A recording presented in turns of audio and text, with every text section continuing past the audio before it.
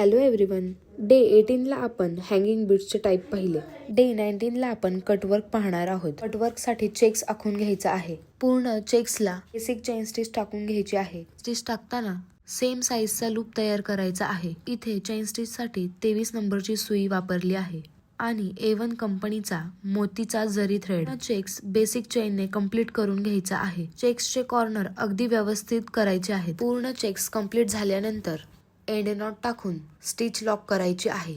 आपल्याला basic chain stitch झाल्यानंतर basic chain stitch वर झिगझॅग स्टिच ऍड करायची आहे.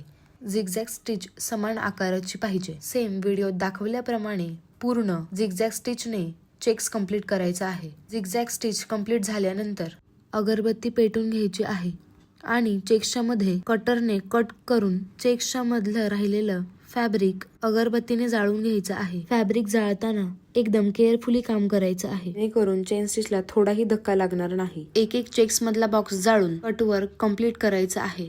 कटवर्क करताना नेहमी काळजी घ्यायची आहे. खालून फॅब्रिकला एक बोट लावत लावत फॅब्रिक जास्त जळू नये याची काळजी घ्यायची आहे. तर आज आपण कटवर्क पाहिलं. डे 20ला आपण आणखी नवीन डिझाईन पाहूया. व्हिडिओ आवडला असेल तर लाईक अँड फॉलो करा.